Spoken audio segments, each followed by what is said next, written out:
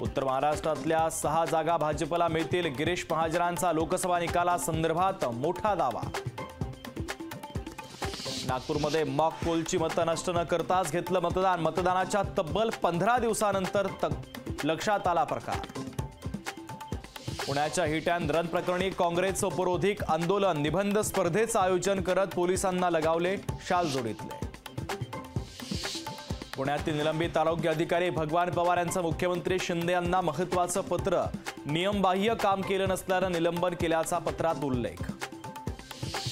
कवी साहित्यिकांचा एकहाती सत्तेला विरोध। मधु मंगेश कर्णिक नायगावकरांची एकाधिकारशाहीच्या बाबत नापसंती। नितीन गडकरींच्या पराभवासाठी मोदी, शहा आणि फडणवीसांची रसद। सामनाच्या रोखठोकमधून मोठा दावा। संजय राऊतांच्या दाव्याचा भाजपनं घेतला खरपूस समाचार।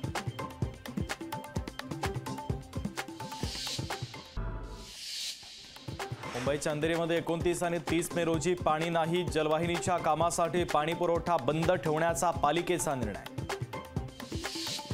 राष्ट्रवादी काँग्रेसची उद्या पुण्यामध्ये एक महत्त्वाची बैठक। गरवारे क्लब हाऊसमध्ये बैठकीचं आयोजन। अजित पवार, सुनील तटकरेंसह महत्त्वाचे नेते राहणार उपस्थित। नाशिकमध्ये आयकर विभागाची मोठी छापेमारी। आयकरच्या छापेमारीत तब्बल 26 कोटींची रोकड केली जप्त। घाटकोपरच्या उर्डिंग दुर्घटनेतील आरोपी भावेश भिंडेच्या कोठडीमध्ये वाट। भावेशला 29 मेपर्यंत पोलीस कोठडी। तमाम देशवासियांसाठी आनंदाची बातमी। 31 मे रोजी मान्सून केरळमध्ये दाखल होण्याचा अंदाज, तर 10 जूनच्या दरम्यान मोसमी वारे मुंबईसह कोकणात येण्याचा अंदाज।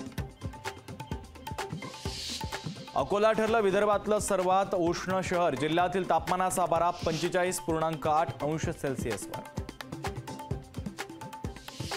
एसी लोकलमध्ये विना तिकीट प्रवासी दिसल्यास थेट तक्रार करता येणार। रेल्वेकडून तक्रारीसाठी मोबाईल क्रमांक जारी।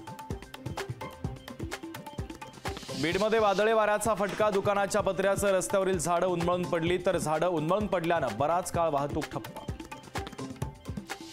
कोयना धरणातून नदीपात्रामध्ये 2100 क्युसेक पाण्याचा विसर्ग। धरणामध्ये 21 टीएमसी पाणीसाठा शिल्लक। सांगली पाटबंधारे विभागाच्या वतीनं पाण्याची मागणी वाढल्यानं पाण्याचा विसर्ग सुरू।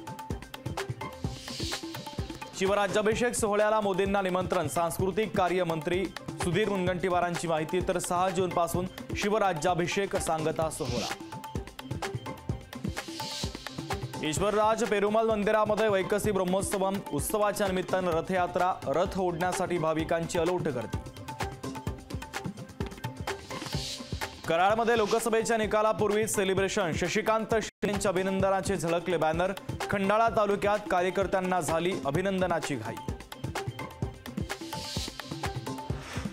राज्य बोर्डाच्या 10वीच्या परीक्षेचा उद्या निकाल। दुपारी 1 वाजता विद्यार्थ्यांना ऑनलाईन निकाल पाहता येणार। Pune hit and run. लोकशाही मराठी ऐका, पहा, जागरूक रहा।